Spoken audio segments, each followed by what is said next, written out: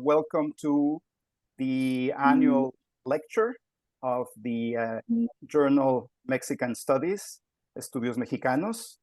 The annual lecture is hosted, this I believe is the third year in a row, by the Latin American Institute at UCLA. I'm Ruben Hernandez Leon, director of the Institute and professor of sociology. And it is my pleasure to welcome all of you. We have already a number of people who have joined as participants, but it is also my pleasure to turn it to my partner in crime at the journal, Professor Christian Slolinski, who will make a full introduction of our distinguished speaker today. Take it away, Christian. Thank you. Gracias y buenas tardes. Good afternoon. Yes, it's a pleasure to welcome you all to our third annual lecture by the journal Mexican Studies, Estudios Mexicanos. For those of you who are not familiar with the journal, we publish in history, humanities, and social sciences on topics that are related to the Mexican experience, broadly defined.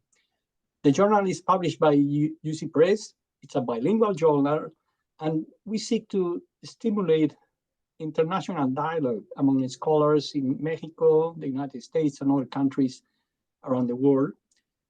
So I use this opportunity to invite you to consult our journal online and to submit a manuscript for publication, if you wish. Now, starting in 2020, we launched an annual lecture to showcase the work of renowned scholars conducting research on important and timely topics in the field of Mexican studies. This year, we are honored to have Paul Julian Smith as our guest speaker. A fellow of the British Academy since 2010, Dr. Paul Smith has been a distinguished professor at the Graduate Center in the City University of New York. He was previously, for 19 years, the professor of Spanish in the University of Cambridge in the UK. He has also been visiting professor in 10 universities, including Stanford, NYU, and Carlos III in Madrid, and has presented over 300 invited lectures and conference papers around the world. He's also the author of 25 books and over 100 academic articles in prestigious journals and edited volumes. Not only that, but he also has done some things that look very interesting and fun, like serving as a juror at the International Film Festival of Morelia in Mexico and San Sebastián in Spain. Now, before turning the mic to our distinguished guest this afternoon, I want to thank our co-sponsors. First, the Latin American Institute at UCLA, including my dear colleague, Ruben Hernandez Leon, who is a member of the journal's editorial committee, and to his staff. And this is the third year we say that we are collaborating for this purpose. Also, at the Center for Mexican American Studies, CIMAS at UT Arlington, my university. I'm a professor of anthropology in the Department of Sociology and Anthropology, and I'm also a research associate at the center at CIMAS. And so my thanks to its director, Javier Medina, Professor Javier Medina Vidal, and the center staff as well. And also my thanks to our colleague on the committee in the journal, Professor Monica Garcia Blizzard, who is at Illinois Urbana-Champaign, who, like I said, is a member of the journal's editorial committee. She's a scholar on Latin American culture and film studies and will be on the panel with us today. Now, today's lecture is gonna kind of last around 45 minutes, after which we will open the forum for questions from the audience. So everybody's welcome to send any questions that you might have. And the questions can be asked in either English or Spanish. And with that said, it's my pleasure then to give the mic to Professor Paul Smith. Adelante.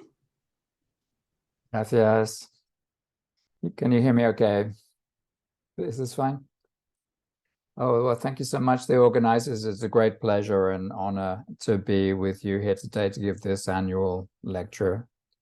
And so I will speak for my 45 minutes. Oh, so why don't I share the screen and you can see the PowerPoint. Okay, so cinema, television, and streaming in Mexico, the case of Manolo Caro.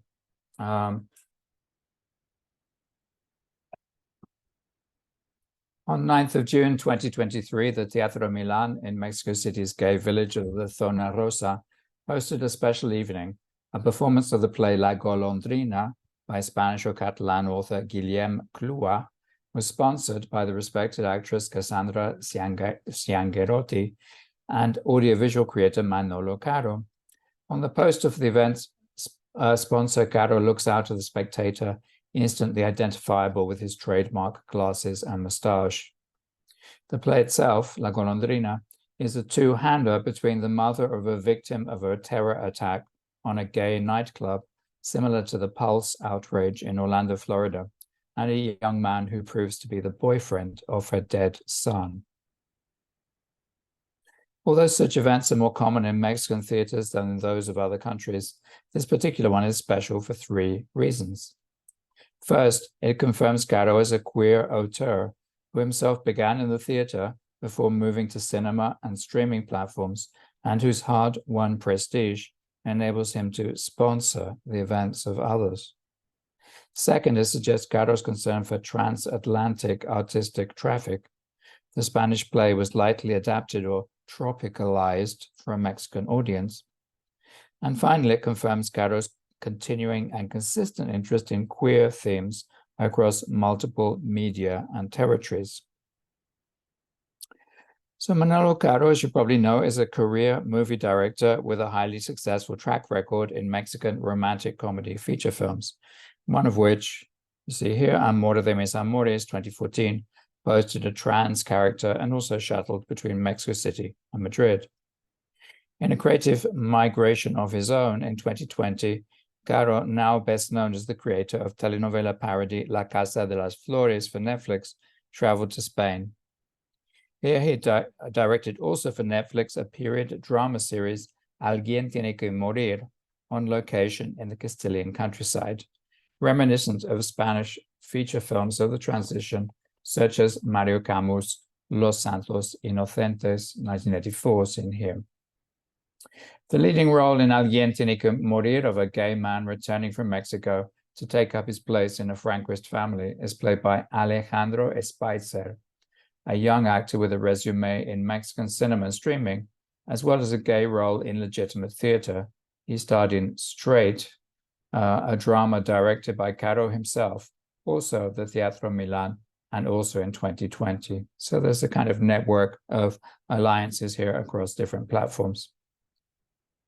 Apart from the mother of Spicer's character, played by Caro's so-called muse, Cecilia Suarez, to whom I returned later, the rest of Caro's series cast was impeccably Spanish, including the iconic Carmen Maura as a murderous matriarch. Caro's celebrated earlier series for Netflix, La Casa de las Flores, has, as we shall see, highly colored urban elements reminiscent of Almodovar's early comedies. Conversely, Caro's Alguien Tiene que Morir faithfully recreates the less-known Stygian gloom of the Spanish cinema of the transition, which specialized in rural family tragedy. Caro would appear, as I just said, to be citing prestigious titles such as Los Santos Inocentes. In this lecture, then, I will take La Casa de las Flores and Alguien Tiene que Morir as my twin case studies for close reading. But first, we must turn to the controversial, even paradoxical term which I just attributed to Caro, namely queer auteur. If we concentrate on Caro's film comedies and first streaming series, he might seem an unlikely candidate for auteurship, a distinction originally derived from hallowed figures of cinema history celebrated for their supposed individual artistry. In reality, film production is, of course, a collective practice. In what Pierre Bourdieu calls the double economy of cultural distinction, financial winners are traditionally artistic losers, deprived of status by their very popularity. Caro's favored genre of commercial comedy and favored tone of camp are also hardly characteristic of traditional auteurs, and a few consecrated auteurs have been gay.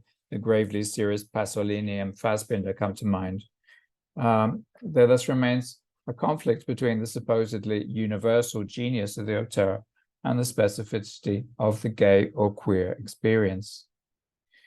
In my book, Queer Mexico's Cinema and Television Up to 2000, however, I did choose a candidate for queer auteurship in the country. This was Julián Hernández.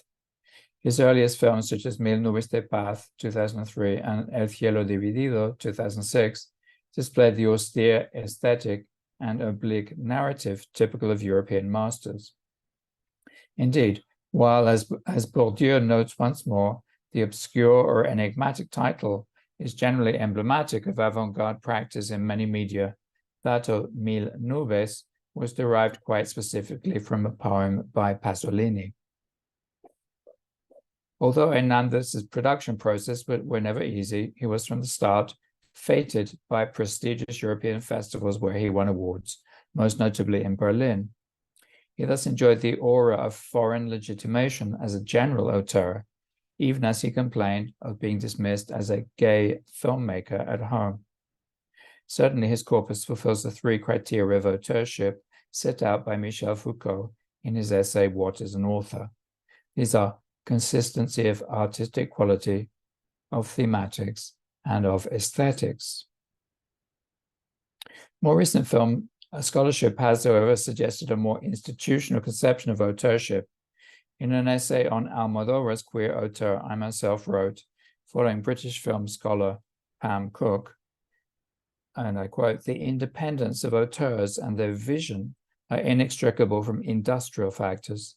The institutional understanding of auteurism as sites and practices, contexts and rules, apparatuses and technologies is, of course, far from the romantic conception of creative genius that might once have been associated with the term."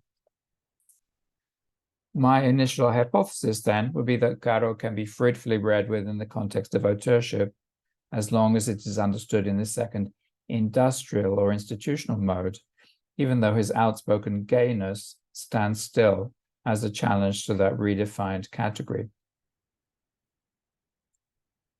So two key articles in the non-academic press in Spanish and English illustrate my point and provide a double perspective, personal and commercial, individual and collective, for reading Caro's unique contribution to queer Mexican media.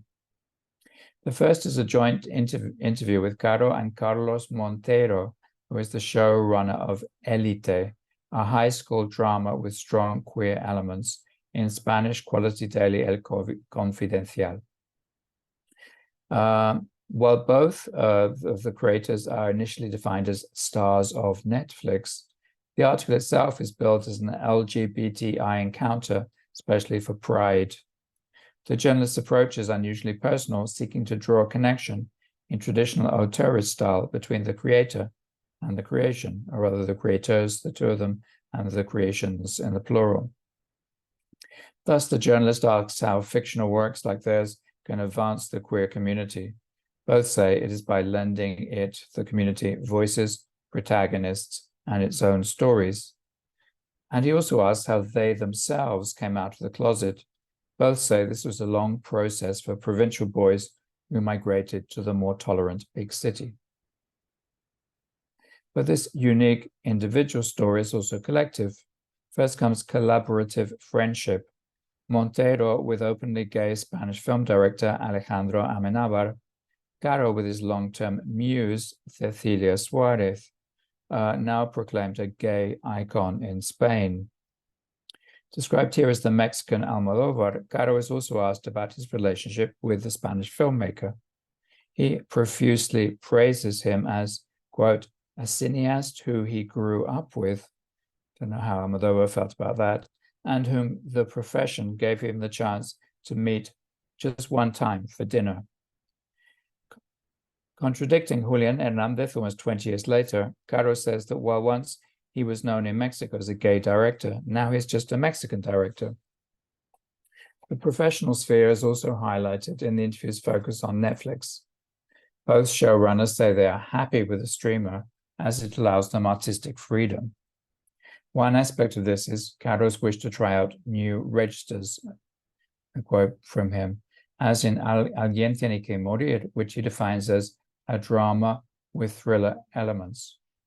Montero, the Spanish creator, even says that Netflix's executives told him, "This platform is very queer." Homosexuality of creations would thus seem to be by no means negative. Now it is rather a competitive advantage for artists in the new world of streaming, where it was not in the old world of film. Continuing in this vein, my second article is Variety's report from 2019, which is called Netflix Signs Up Mexican Manolo Caro to Exclusive Multi-Year Pact. Given the trade press context, it's hardly surprising the journalist stresses the industrial dimension here, which he says is unprecedented for a Mexican director. For example, we're told that La Casa de las Flores is made by Caro's own production company, Knock Knock, and that his recent films are co-produced by giant exhibitor Cinépolis in Mexico and commercial distributor Panteleon in the USA. Significantly, however, Netflix itself stresses Caro's personal creativity, a traditional trait of the cinema auteur. So this is an executive speaking.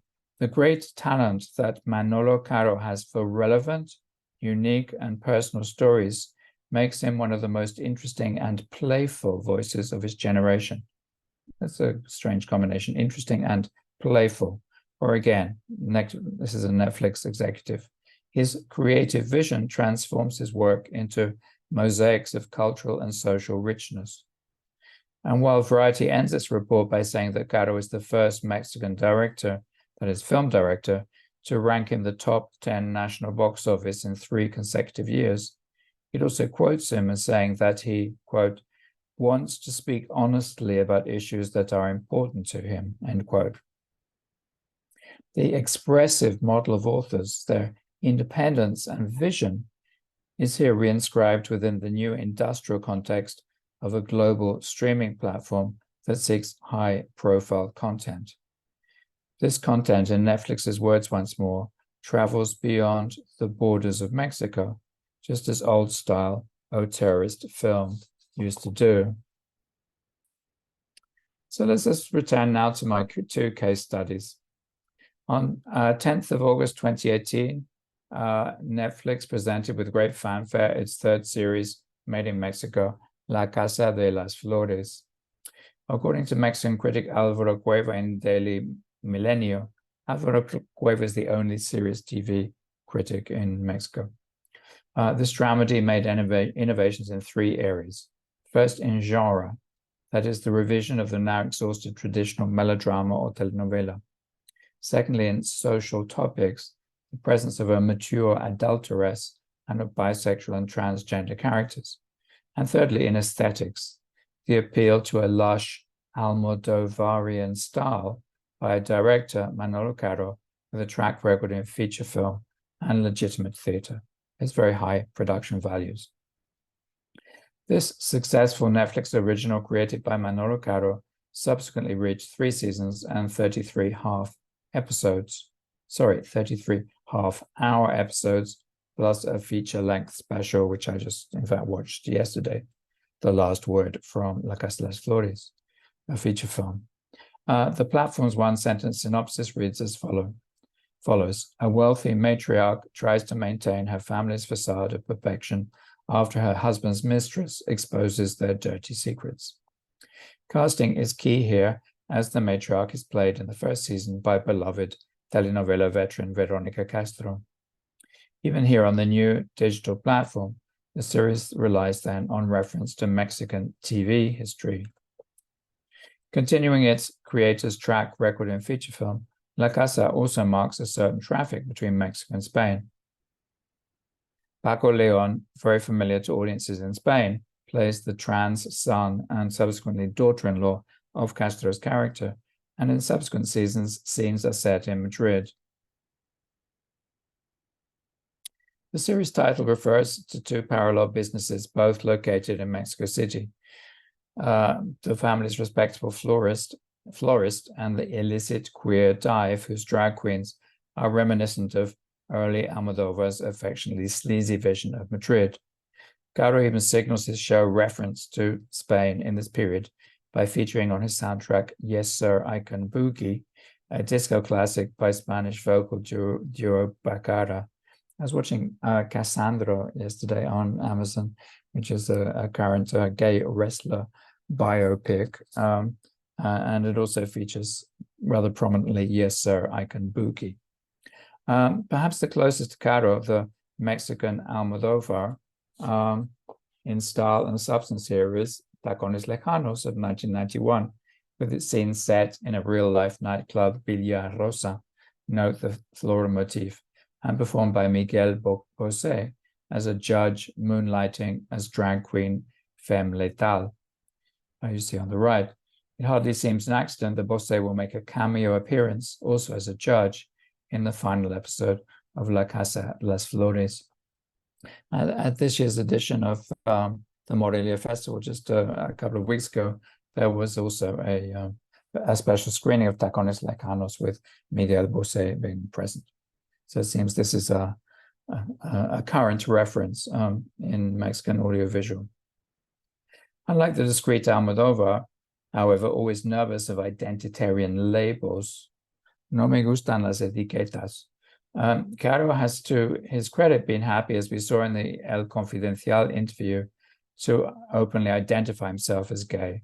The creator, cast, and crew of La Casa Las Flores have also been prominent participants in Mexico City's real-life Pride Parade. Steeped in campy history, the series is, however, self-consciously modern. The protagonist is adulterous in the first season, is adulterous and actively sexual, taking a mature lover after discovering her husband's infidelities. Veronica Castro's surprising role constitutes a desecration of herself as a national icon, beloved by mature Mexican audiences since Los Ricos También Lloran, 1979. And if you want to see something fun, then the feature film, La Casa Las Flores, has Angelica Maria, another much-loved veteran, in a rather similar role. But perhaps the most cannily modern aspect of the production is its recourse to social media. Not only was La Casa Las Flores readily available on street-sold pirate DVD without to Mexicans without the luxury of access to Netflix, I believe that the pirate DVD market has now collapsed, but at this time it was still going strong, as I can tell from just seeing on the streets of Mexico City at that time. The show was also consumed via memes. Cecilia Suarez, as the daughter Paulina, adopted a distinctive and much imitated vocal delivery. There were challenges to imitate her on social media, most especially for a line uttered as a festive band entered the series' disastrous opening party scene in the first episode, which featured a suicide. Olvidé cancelar el mariachi appeared on T-shirts from Mexico City to Madrid. Other provocations proved less successful, perhaps. Julian, the bisexual son, played by Darío Yazbek Bernal, who is publicly engaged to a young woman, but in the midst of a private affair with an older man, is burdened with the now outdated theme of coming out of the closet.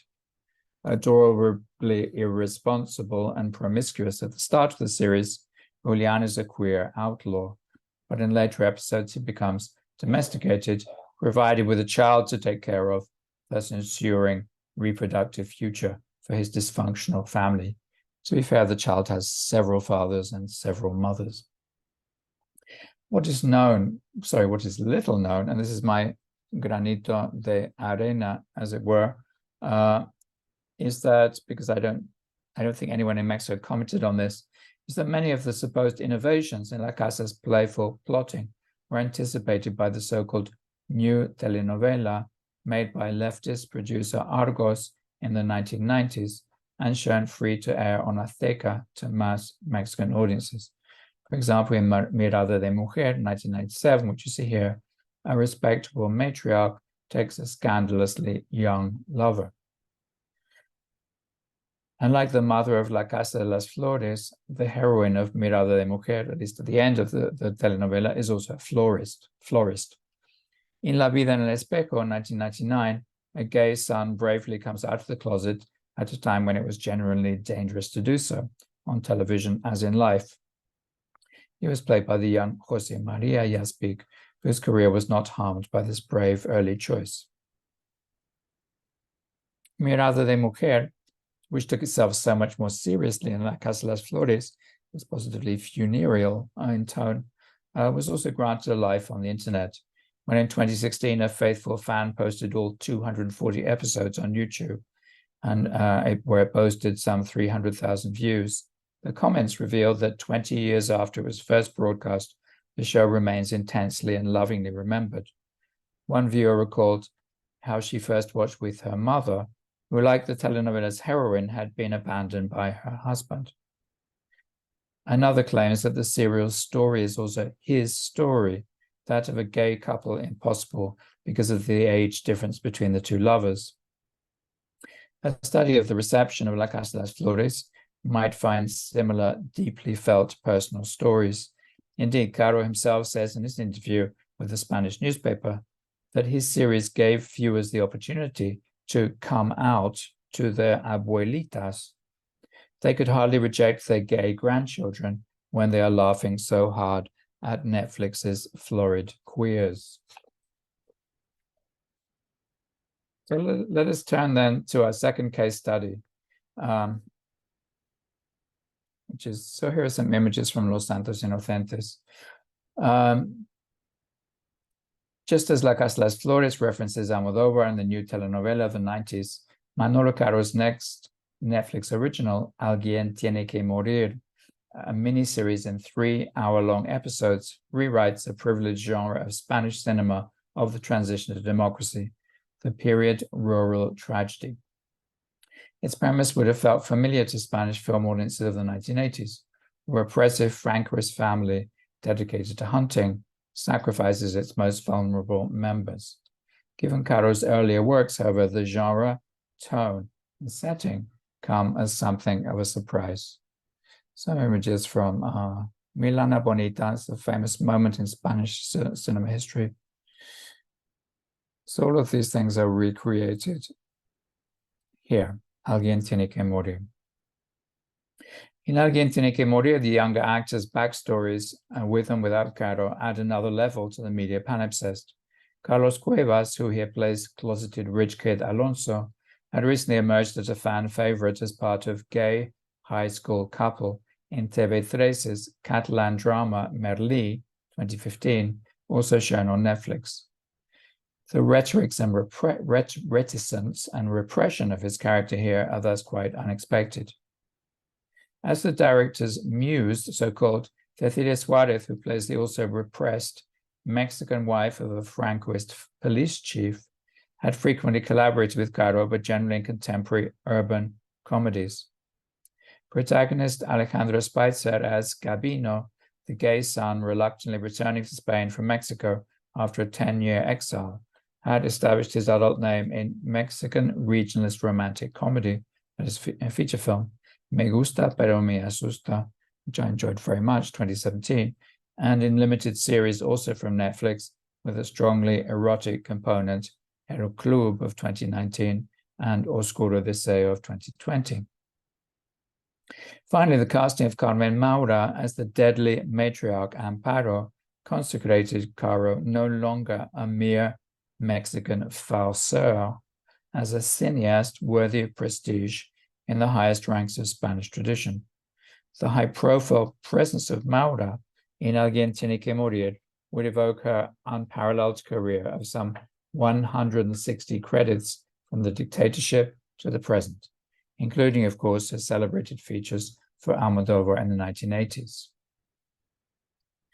A wider production context also suggests what we might call the disparity of descent. This emergence feels both familiar and novel, and a digital medium.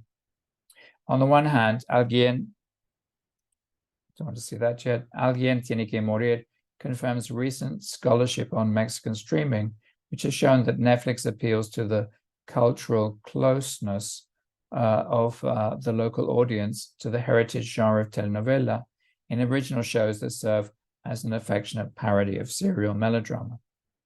On the other hand, Spanish series, that is, series from Spain for Netflix, drew on that country Spain's competitive advantage in costume drama.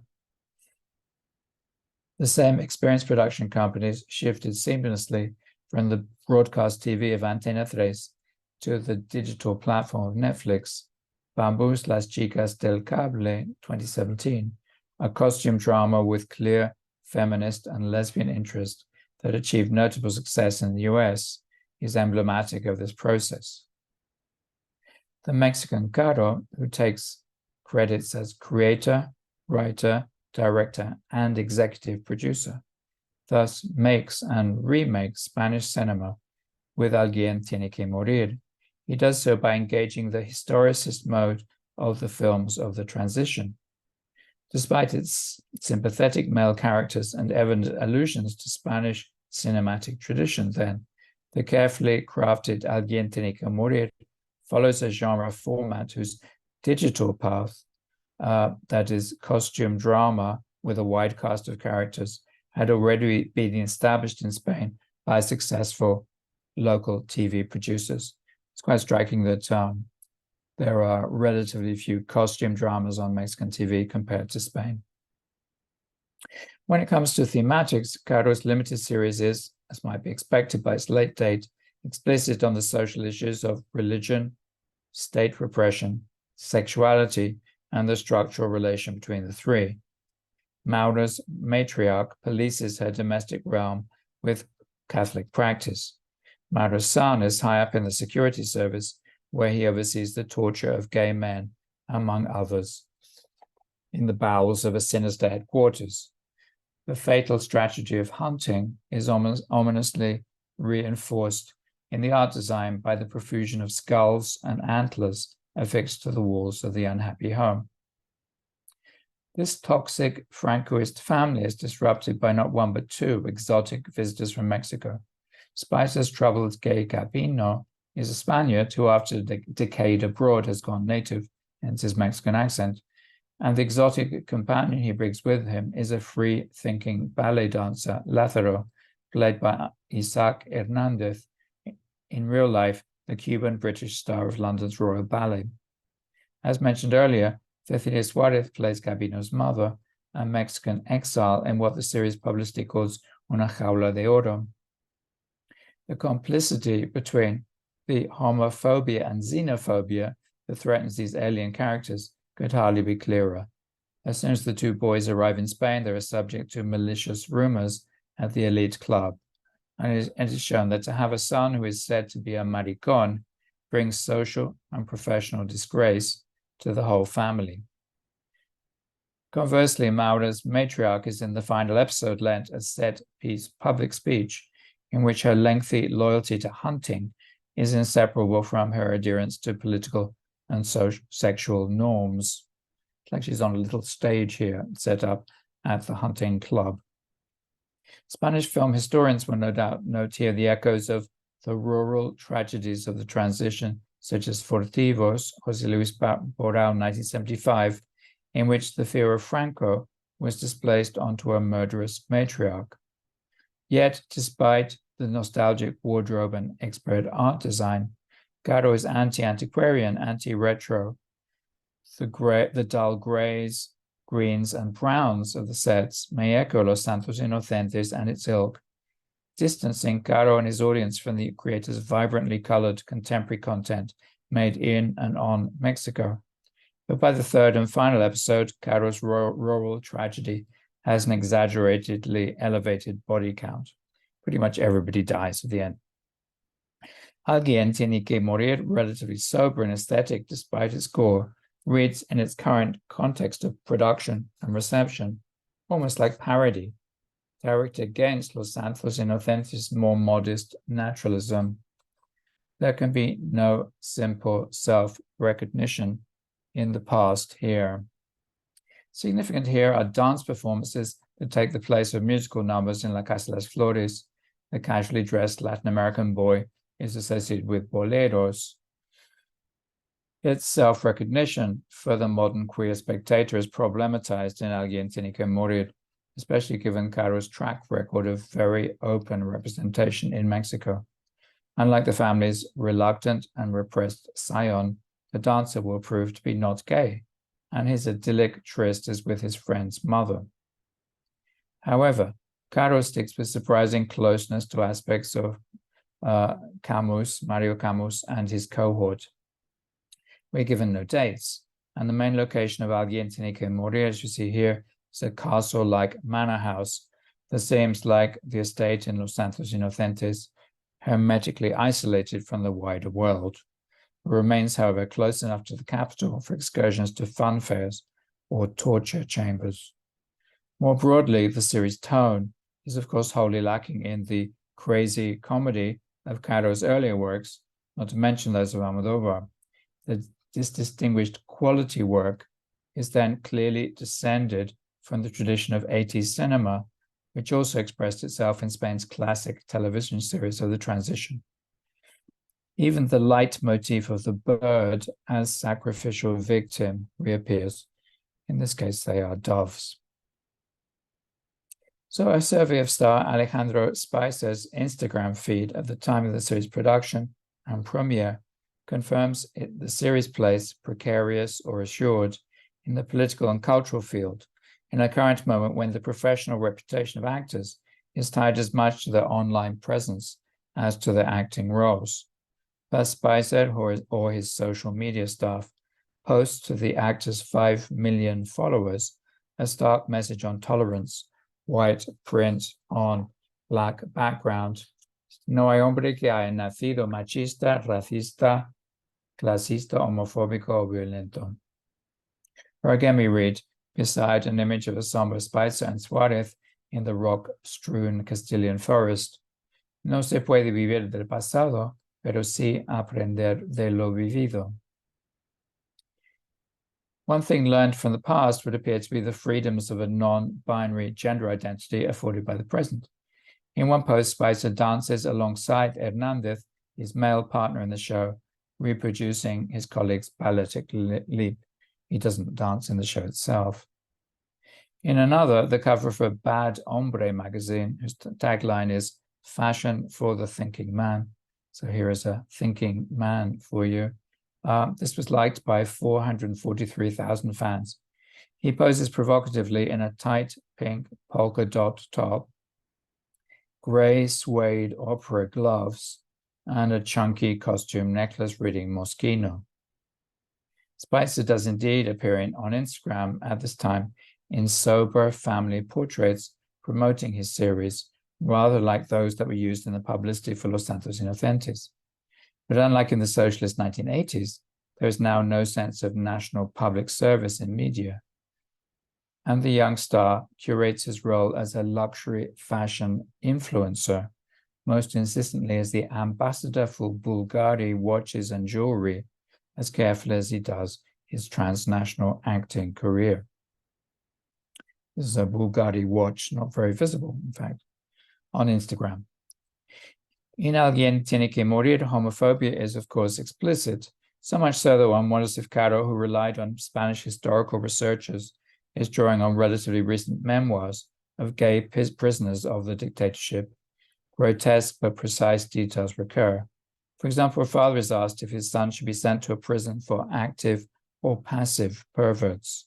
The two must be kept rigorously separated. This happened in real life.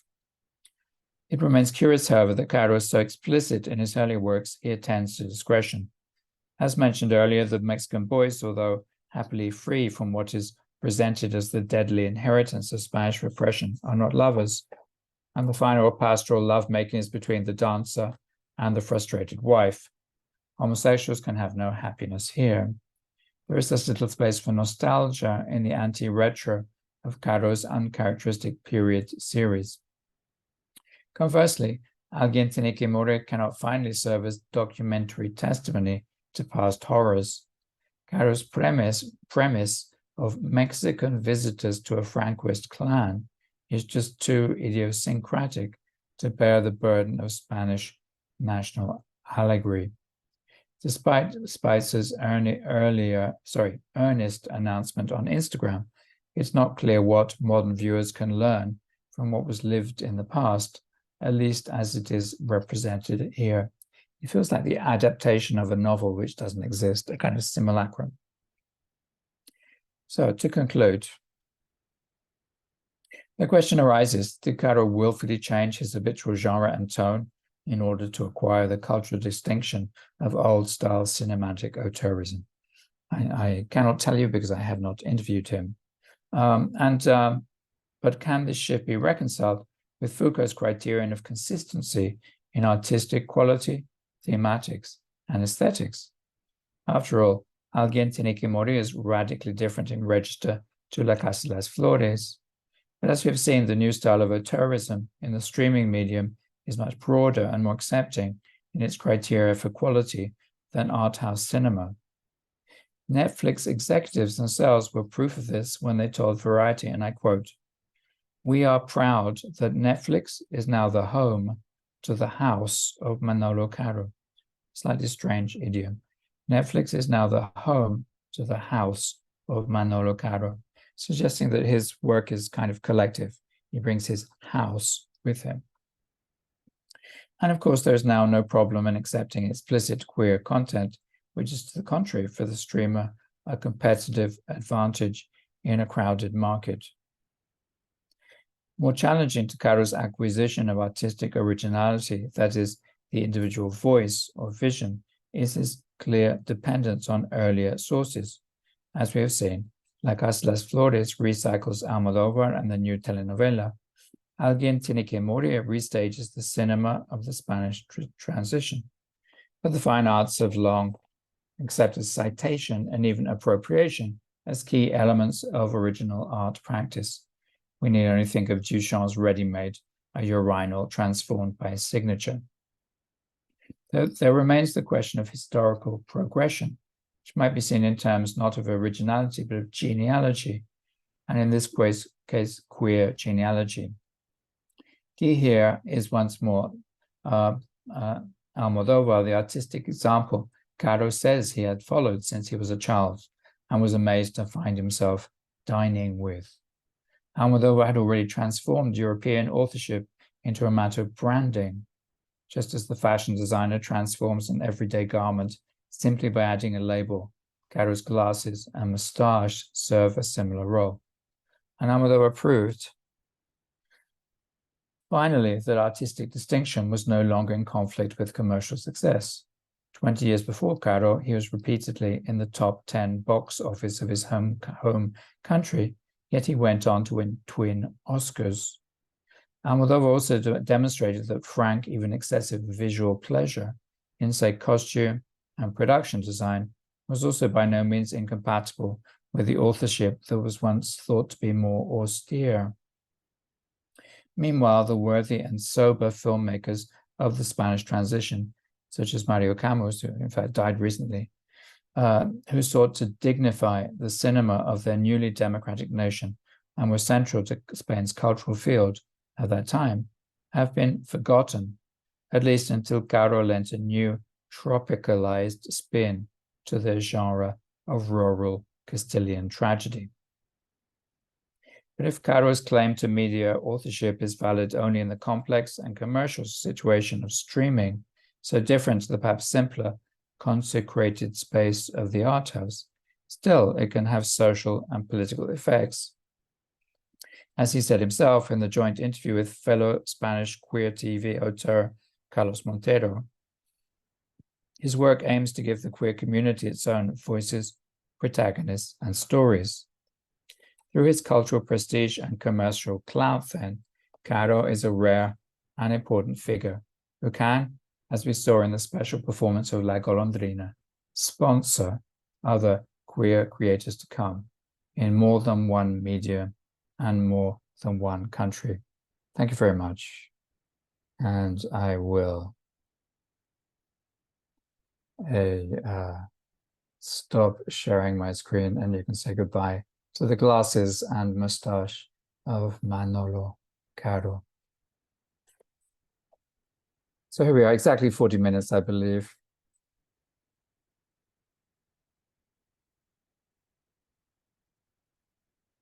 Christian. Yes, thank you very much, Paul, and very interesting lecture. A lot of things packed in your presentation, and so now we can open up the forum for comments, questions, and I'm gonna give the mic to my colleague Monica, who's gonna start that part. Thank you so much for that delightful talk. It was Thank you. Yeah, all these fascinating topics you bring up, the streaming moment, queer media, these fascinating transatlantic connections. So you've delivered to us a really in-depth and very thorough exploration of these case studies. And I'm wondering if, as you think through these broader themes, if any other creators come to mind. Are you thinking about Manolo Caro in alongside other contemporary creators? Thank you so much, Monica, for that question.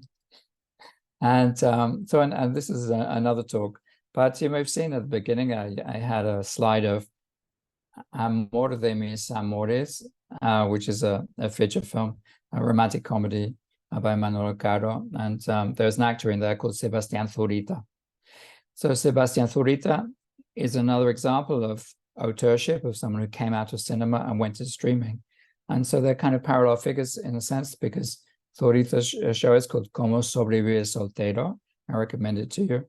It's on Amazon. So it is the flagship Mexican show. It's kind of officially defined as the flagship Mexican show of Amazon Prime. So it's absolutely parallel to La Casa de Flores. It happens to be heterosexual in content. But what's very interesting about it is that it stages a parody of rom-com, of the romantic comedy in which Zurita had made his name. It's a kind of self-deprecating comedy. And so both of these shows, but more specifically, Como Sobrevivir Soltero is a commentary both on, first on Mexican cinema, because it's a parody of romantic comedy, which remains a very important genre and not to be despised. So it's parodied with love, I think, just in the same way that Caro parodies telenovela, but also of auteurist film, because the first season of Como Sobrevivir Soltero is about the attempt to make a disastrous auteur science fiction film, which never comes to a conclusion. And the second season is parodies theater, because it's an absurd play, which Sebastián, as he's called within the show, as he's called in real life. So what I was struck by is that if you like, the aesthetic and the sensibility is quite different in Zurita to Caro, but he occupies a similar position as someone who's moved out of cinema and managed to make a flagship show, which is distributed around the world. And in fact, it's quite striking that Como Sobrevivir Soltero is very localized as Mexican, in that in every episode there are cameo appearances by local stars, right? Most of whom are not recognizable outside Mexico, I would say. And you have to be familiar with the backstory of those stars. But as I say, I think it's fascinating as a critical account of the audiovisual industry in this moment of convergence between cinema and streaming. And if you want that, then you should go to Como Sobrevivir Soltero, and very humorous, I think, also. And no Spanish connection, or very chilango. I don't think they get out of La Condesa in the show. Well, they go to Reforma, but they don't get any further than that. Thanks so much, Monica. Thank you.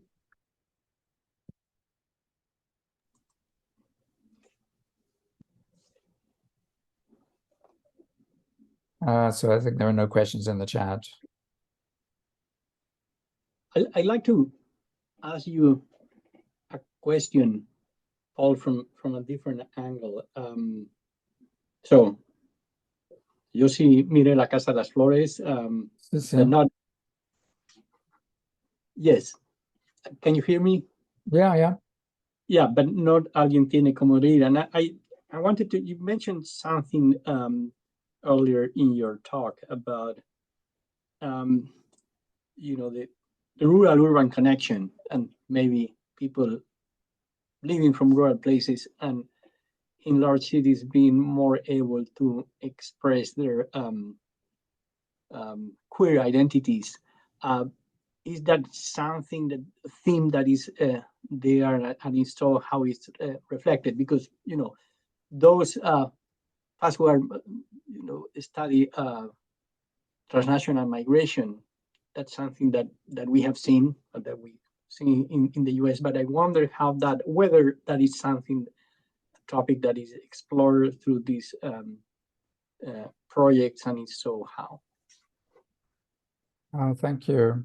So I think the context in which I mentioned this in the talk was that Caro and Carlos Montero, who is a showrunner in Spain, and whom he makes Elite, so a high school drama with gay characters, and it's like Caro's work. It's some of the biggest, as far as we can tell, because we depend on Netflix's figures. It's one of these are some of the most seen around the world.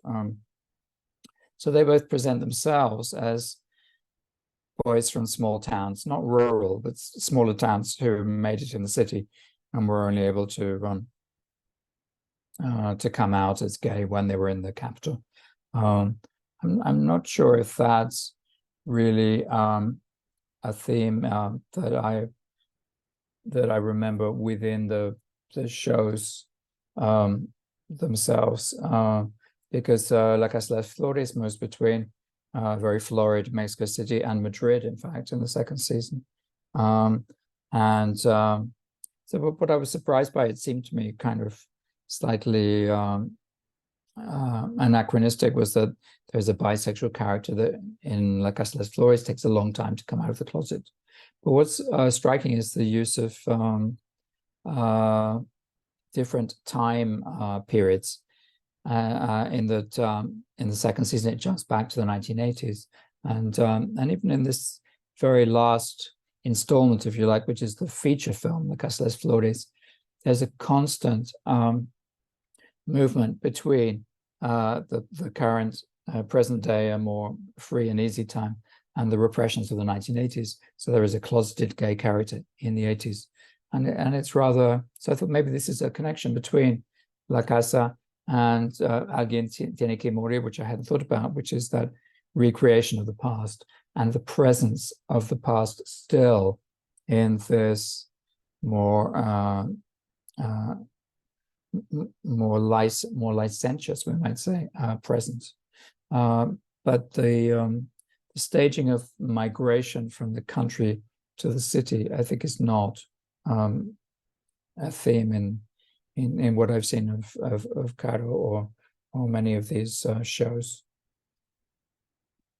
But thanks so much for the question.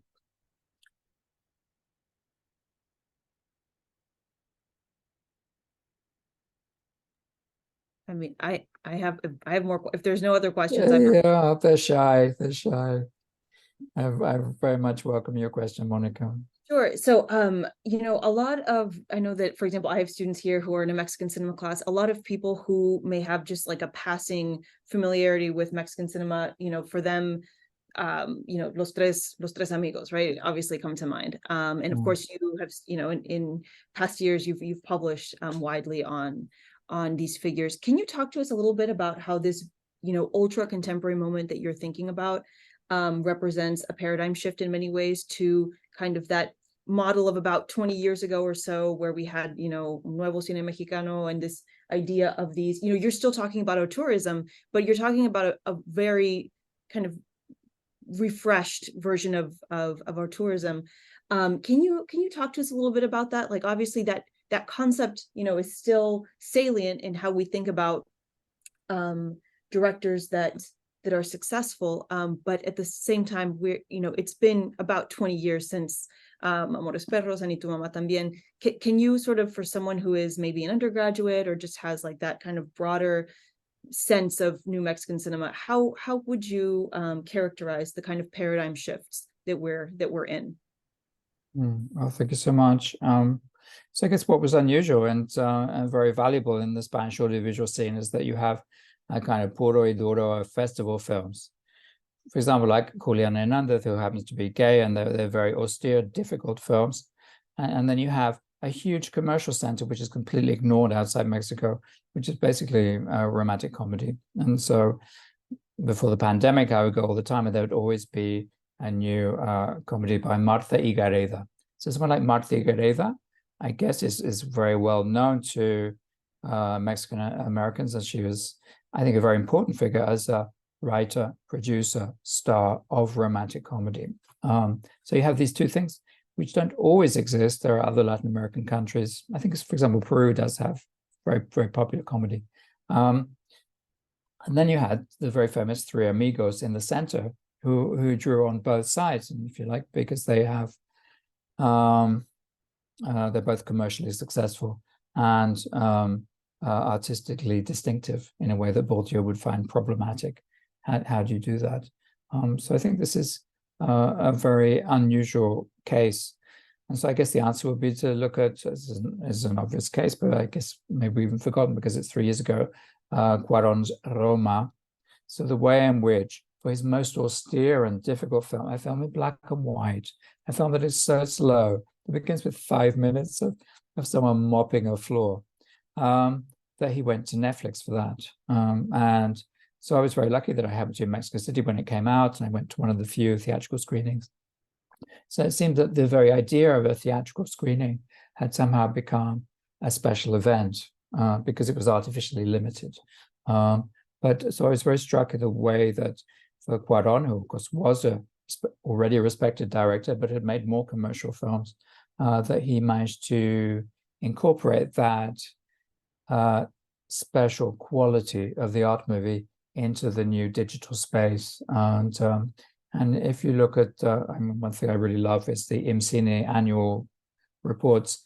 And for that year, they have a special section on theatrical exhibition of Roma and what that meant and how that worked and the way that of course it was very focused on Mexico City, as one would expect. But there were attempts to even with mobile screenings to take it into states where it could not be seen. So my feeling is that it is, and of course Guillermo del Toro has worked in television. Of course they came out of television originally, so I think that this multi-platform model of authorship is still current. But I think it's interesting that what we think of as being distinctive about auteurism is artistic freedom. And from reading interviews with Caro, he says, this is what I get from Netflix, and which I didn't get from film production in Mexico. Even though he has his own production company, he was still dependent on funding from outside. I had total artistic freedom. So this is, I think, of interest. Now, the problem now, as we know, is that Netflix has stumbled, that moment of peak television has perhaps passed. So this is why I think that maybe Amazon is more interesting, because they have infinite money and they will allow Sebastián Zurita to have as many guest stars as he wants. So my money would be on Amazon to see how questions of artistic quality, which were formerly directed towards art cinema, festival film, can now be incorporated into a digital sphere. I think we should say that, and before the pandemic at least, Mexicans were the most frequent movie theater goers of Latin Americans. They went frequently, they went a lot, they went to local films as well as Hollywood. And so I'm not sure now, because actually at one point I like to do interviews with professionals. I interviewed the CEO of Cinépolis, and I asked him, oh, so what about television? He says, I don't watch television. This was several years ago. So I was struck by the idea that if you're in the movie industry, you just don't watch TV. So I think if I were to ask him that question now, his answer might well be different because of that convergence, which is both industrial and aesthetic, I think.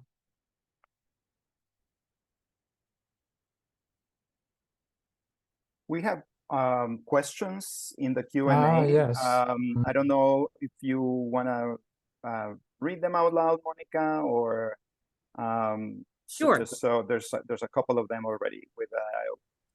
Yes. Go ahead. Yeah, fantastic. So we have from Judith Escalona, the merging of commercial success and aesthetic recognition. Does this point to changes in the industry, public tastes, or changes in how filmmakers make films? Thank you. Oh, thank you very much, Judith, for your question. Well, I guess there's always a problem about what is the relation between the industrial and the aesthetic, is there not? And I think one problem in Mexico at the moment is the lack of state funding for the film industry, and the kind of Franciscan austerity, I believe, is the phrase that the president is using. So there's actually a whole season of Como Sobrevivir Soltero, which is where the main character, who is trying to make a feature film, is waiting desperately for funding from the government to make his film, and it doesn't arrive. So he is forced to make a play, and the irony is that the play is a huge success because it's only seen by people in Roma or La Condesa, wherever. So I wonder about the aesthetic, because it seems to me that festival films will always be there. If we look, also I interviewed Daniela Michel, who's the director of the Morelia Film Festival. She's very committed to a model of art film. I mean, I think one thing that's changed with, if you look at the program of Morelia, which is the main showcase for art cinema in Mexico, for Mexican art cinema, is the rise of female directors. So I'm not sure if this is as a policy, but it is just the case that over half of the films this year were made by women directors. So I'm not sure how that relates to the commercial question and to the aesthetic question, but it seems likely to me that even if the mode of exhibition changes, that festival film, art cinema will remain, and perhaps it will be exhibited in art galleries, for example. It will merge with artist cinema, but it seems unlikely that that will disappear.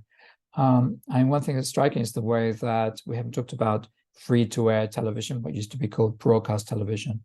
And so as a scholar, this is kind of ironic, but I'm hostile to concentrating too much on streaming platforms, because what the majority of Mexicans watch, certainly poor people, women, people in the provinces, in the states, I should say, is Televisa. And so there are some really interesting things happening on Televisa at the moment. For example, the Vencer franchise, Overcoming, which is 5 telenovelas to date, which are on sexual violence against women. And they all star 4 actresses. And so if you see the posters, you'll see 4 women. You don't see the heterosexual romance. And I think, and it's made by a very distinguished female executive producer who's also an executive in Televisa. So I think this is new, that if you've been to Mexico, you know, it's a huge change that there are very large feminist demonstrations in the streets in Mexico City. It seems almost like every week. So where is this visible? I don't think it's really, maybe it's visible in the rise of women filmmakers, and particularly documentary filmmakers, where they're very prominent in Mexico. But it's also very visible in what I think we'd have to call a new telenovela, a didactic telenovela teaching women how to cope, not how to cope, but how to speak back, how to resist gender violence. And so actually on Saturday, I'm giving another talk, which is about Vencer el Pasado, which is about 4 women who have been brutalized by violence online, by shaming online. And I think, so it's kind of extraordinary that this kind of new telenovela is being broadcast to many millions of women. And the great thing about broadcast TV is that, unlike with the streaming platforms, we know exactly who's watching this. And so I recommend to Obitel, the Observatorio Iberoamericano de Ficción Televisiva, where they will tell you there are 5 million poor older women who are watching this show. And so the social impact of this is huge compared to, say, art film, of course, which is always going to be a minority pursuit. And so I think it's always going to be complex, the relation between commerce and aesthetics, but things are changing in very interesting ways, I think. Yeah, so we have another question from Charles St. George. So he loves the observation about the series not getting out of La Condesa, so an upper middle class neighborhood in Mexico City. And he says, I find this idea of Netflix's branding itself as queer friendly to be very interesting. My own perception of Netflix Mexico in particular is that it is exceedingly conservative, focused only on portraying the upper class and its anxieties. I don't know, first of all, if you agree with that generalization, and secondly, whether you think that affects how LGBT identities are portrayed as a luxury only permitted to certain white residents of Polanco and La Condesa. Do you perceive other restrictions on LGBT representation where class, production, and audience intersect in terms of what you referred to as, quote, the luxury of a Netflix account? Thank you. So this is kind of complex, but the idea perhaps that those people who have the luxury of a Netflix account and also have broadband at home, that this is as class specific, is it not? And actually I was very struck by, because I hadn't seen it before, the last episode of La Casa de las Flores, which is a feature-length version, because it all focuses on the death of the servant and how she is the faithful family retainer. And so she suddenly emerges at the very end as being the star, the protagonist of the show, and that she has. And so I thought it'd be so interesting to compare this with a feature film, indeed Roma, no, in which the nanny is the central figure. So of course you're absolutely right that Netflix tends to focus on middle classes and indeed that the rom-coms of before the pandemic wasn't even the same streets that you can see. Me Gusta Pero Me Asusta, the Spitzer film. He's a boy from the provinces and he romances a girl, and she lives in Amsterdam, which is a very beautiful street in La Condesa with a park in the middle. And I think I've seen this so often, could we say Iztapalapa or something, somewhere a bit different. And but I think it's important to say that if we look at the wider audiovisual field, where would we find something different? And often it's, in fact, in free-to-air television.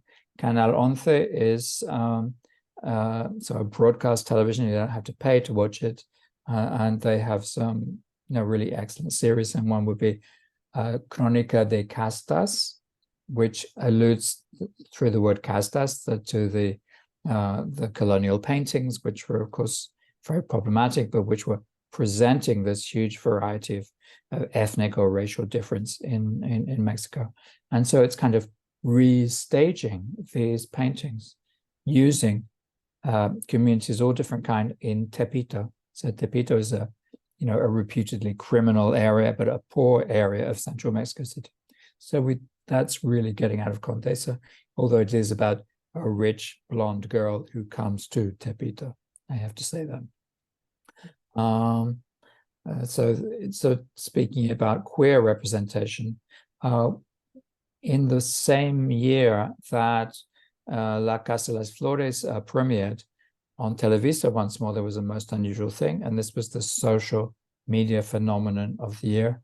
It was called Aristemo. Aristemo is the joining together of two names of two teenage boys, high school boys, who have a love affair. So it was a gay teen story in the telenovela, which was the highest rated one of the year. And I think it's interesting that there is a question of accident here, because the producer himself was not keen on calling attention to that plot line. And because they follow social media themselves, the producers, they realized this is very popular. So it was called Mi Marido Tiene Más Familia.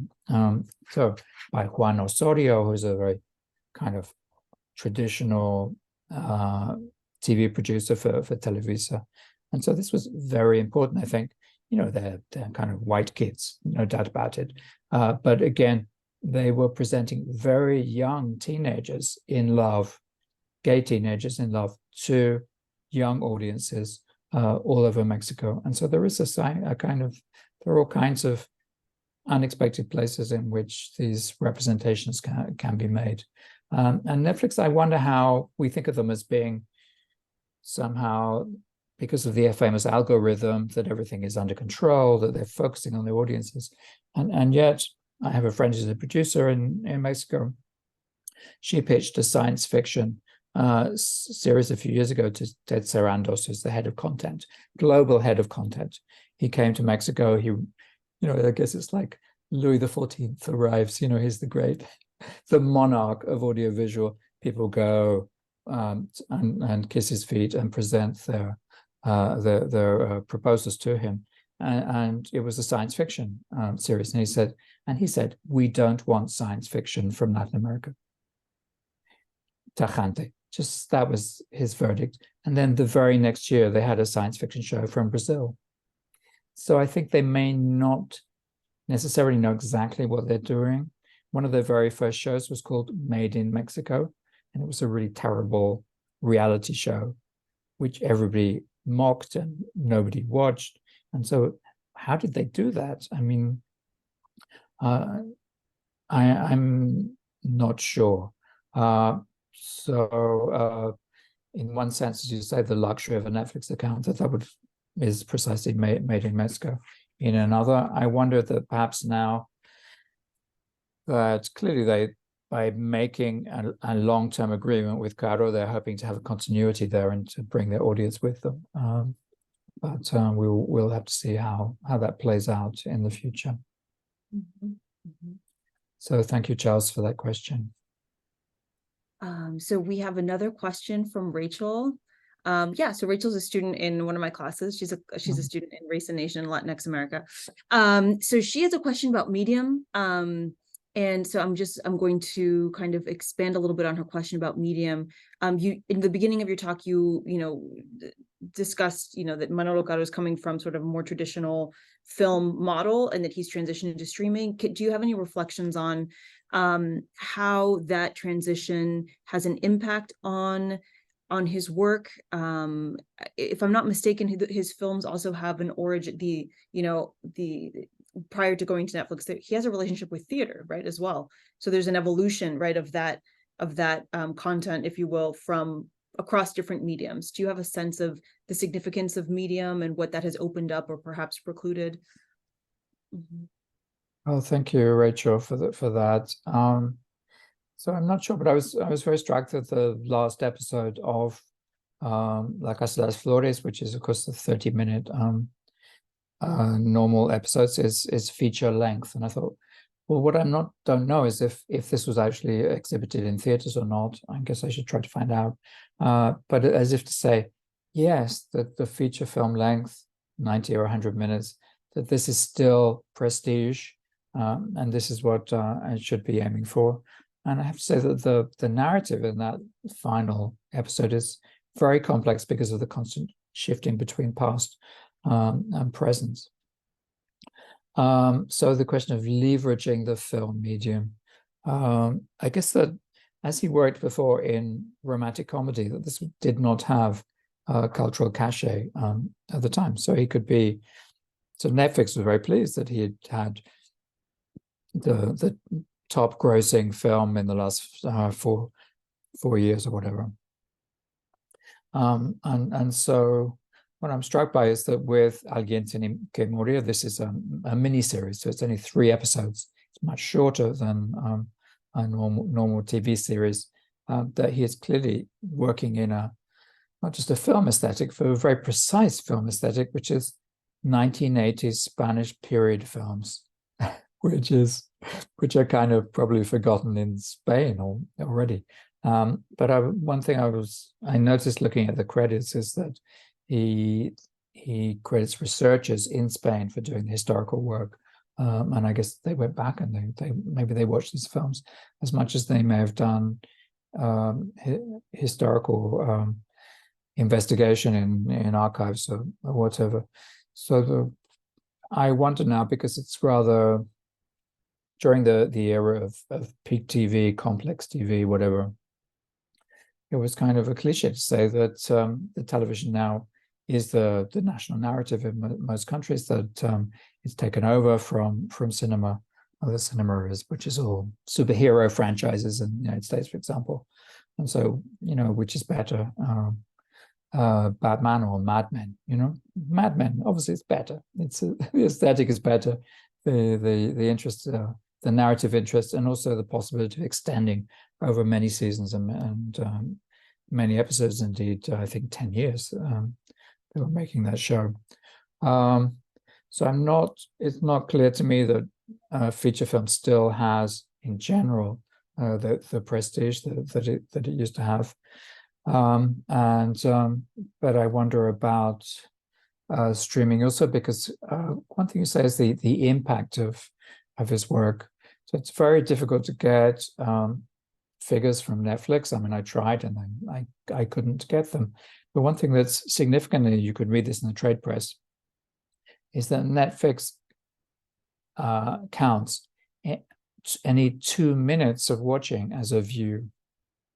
So I was very struck by this, because if you think of Roma, for example, the first 5 minutes are of the main character mopping the floor. And so how many of those thousands of people who supposedly watched Roma in Mexico online, how many of them made it past that opening sequence? We will never know.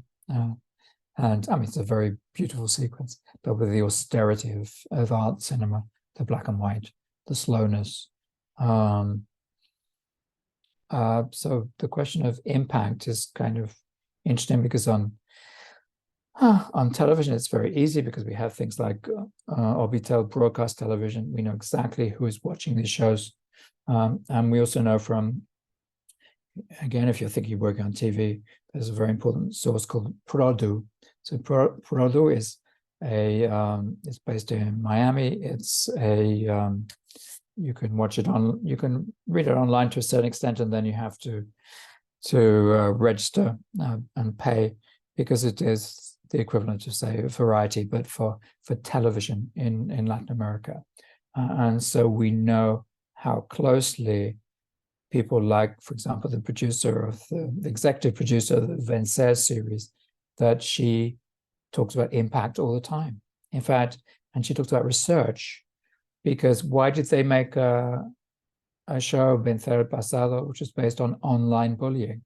Because they knew they undertook research first amongst the prospective audience and found out that year, this is what people were worried about.